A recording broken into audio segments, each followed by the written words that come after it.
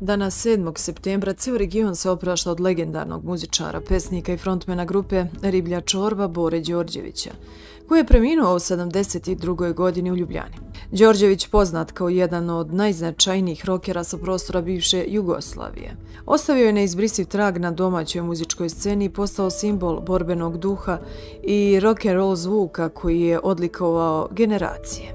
Njegova smrt potresla je mnoge, a prijatelji, saradnici, obožavaoci okupili su se danas u njegovom rodnom Čačku kako bi ga ispratili na večni počinak. Bora Đorđević rođen je 1. novembra 1952. godine, a svojom muzikom, stavovima zauvijek je promenio tok rock kulture na Balkanu. Njegovi tekstovi, često provokativni i direktni, osvajali su publiku i izazvali reakcije, dok je njegova energija na bini ostala nezaboravna. Grupa Riblja čorba, koju je osnovao 1978. godine, postala je sinonim za autentičan rock and roll zvuk koji je odjekivao širom bivše Jugoslavije i njeni hitovi, poput Lutka sa naslovne strane, Ostani đubre do kraja i Pogledaj dom svoje anđele, i danas su neizostavni deo muzičkog nasleđa. Posljednjih godina Bora se borio sa ozbiljnim zdravstvenim problemima, o čemu je više otkrio njegov doktor u uključenju uživo u programu. Doktor je naveo da Đorđević je 2 puta bežao iz bolnice u Sloveniji, a kada je 3. put pokušao isto, bio je primoran da potpiše dokument kojim se odriče daljeg lečenja. Ova odluka i njegovo posljednje vrijeme provedeno u Sloveniji svedoče o njegovoj borbenosti i želji da sam odlučuje o svom životu do samog kraja. Bora je također prodao stan u Beogradu, kupio kuću u Navali, ali kako je doktor otkrio, nije stigao da se useli u novu kuću. Njegov život završio pre nego što je uspio da uživa u miru i prirodi, kojoj se radovao. Njegova smrt ostavlja prazninu u srcima mnogih, a i veliko nasljeđe u muzičkom svijetu. Bora Đorđević će ostati upamćen kao umetnik koji nije pravio kompromise, koji je kroz svoju muziku izražavao snažne stavove i koji je bio simbol rokerskog duha, slobode i bunta. Njegov uticaj na muzičku scenu ne može biti zaboravljen, a njegov legendarni status sigurno će trajati u godinama koje dolaze.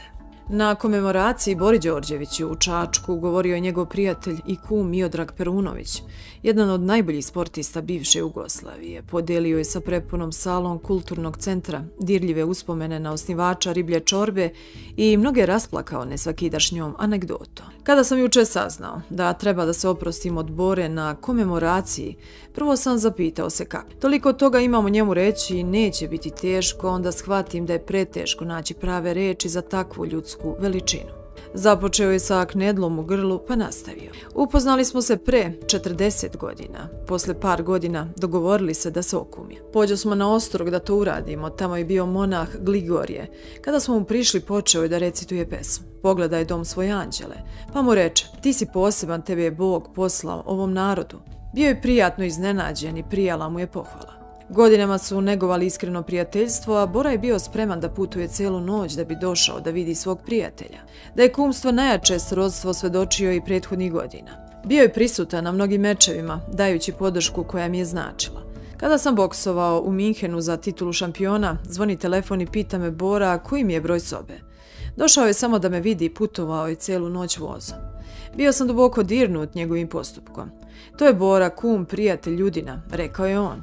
Na kraju obratio se udovici Dubravki, ćerki Tamari i sinu Borisu, kao i mnogobrojnim prijateljima. Želeo bi da se obratim porodici. Ovo je veliki gubitak za sve vas posebno, kao i za članove benda, prijatelje, muzičku scenu.